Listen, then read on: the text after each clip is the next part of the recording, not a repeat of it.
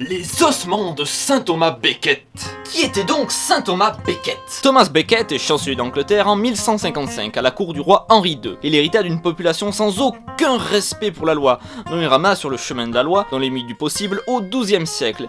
Et en tant qu'homme d'État, il montra sa profonde dévotion à son roi. Sa loyauté ne passa pas inaperçue. Et en 1162, sur ordre du roi, il abandonna la chancellerie pour devenir évêque de Canterbury. Sachant que chancelier à l'époque était l'équivalent d'être premier ministre, je sais pas si ça vaut vraiment le coup. Au XIIe siècle, l'église anglaise faisait encore partie de l'église catholique romaine. Ainsi, Becket estimait que sa loyauté devait logiquement passer du roi d'Angleterre au pape de Rome. Ce fut sa perte. Lorsqu'une querelle éclata entre l'église, défendue avec ferveur par Becket, et le gouvernement pour savoir si des ministres de l'église accusés de crimes devaient passer devant un tribunal civil, Becket fut contraint de s'enfuir et chercher un refuge auprès du pape, puis en France, où il resta 2 ans. Pourquoi a-t-il été tué? Il était innocent pourtant. Quand Henri II chargea l'évêque d'York du couronnement de son fils, le pape intervint enfin et affirma que si Henri ne faisait pas la paix avec Thomas Becket, il risquait l'excommunication. Ainsi, Becket recouvrit ses fonctions d'évêque de Canterbury en 1170. Sa première action signa le début de sa fin. Il excommunia immédiatement tous ses ennemis de rang supérieur du clergé anglais, tous ceux qui avaient participé au couronnement ou qui l'avaient approuvé. Quand Henri apprit cela, il tint un discours qui menaça Becket. Entendant ces paroles de la bouche de leur roi, 4 chevaliers y virent une invitation à supprimer Becket. Ils se mirent aussitôt en route pour Canterbury. Becket n'esquissa pas le moindre signe de résistance.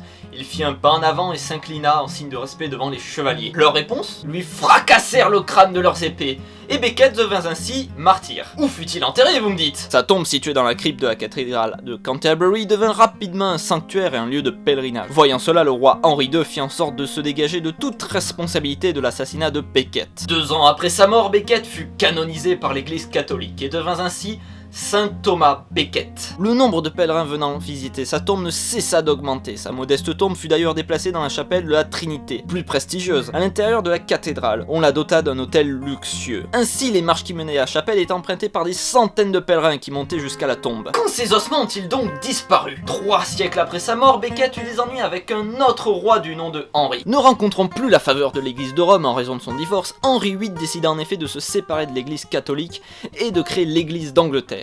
En conséquence, tous les biens de l'église catholique furent saccagés dans tout le pays. Pas la joie les Henri en Angleterre. En 1538, Henri ordonna que les reliques de tous les saints catholiques furent brûlées et que les autels soient démontés et fondus pour aider à renflouer les finances royales. Les moines de la cathédrale de Canterbury reçurent l'ordre de faire subir la même chose aux ossements de saint Thomas Becket. L'autel fut ainsi démonté, et l'archidiacre de l'époque avait annoncé que les ossements furent détruits. Partout en Angleterre, des moines risquèrent leur vie pour brûler les os d'anonymes et cacher les reliques sans leur donner de nom.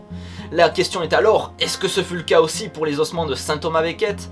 La question est encore en suspens. Alors, à l'heure actuelle, quelles sont les hypothèses de l'emplacement des os? En 1888 et en 1949, à nouveau, une tombe anonyme fut découverte près des 2 piliers de la crypte orientale, là où la tombe de Becket se trouvait à l'origine. Le corps portait la marque évidente d'une blessure sur le côté du crâne, mais l'enquête menée en 1949 fit naître des doutes quant à l'identification de ces restes, comme étant ceux de Becket. Et les os semblaient appartenir à une personne plus âgée qui n'était supposée être Thomas Becket à sa mort. Cependant, la tombe peu profonde semblait avoir été creusée hâtivement. Actuellement, on émet aussi l'hypothèse que sous cette tombe, il y ait une autre tombe. Certes, mais le caractère insolite de ces restes et de leurs emplacements laisse beaucoup de questions sans réponse. Bref, tout ça pour vous dire qu'il n'y a pas de réponse, et oui, c'est ça aussi les mystères. Alors n'oubliez pas d'aimer, de vous abonner, de commenter, surtout partager la vidéo. Et moi, je vous dis... Oh, à la prochaine. Qu'est-ce que c'est que ça ?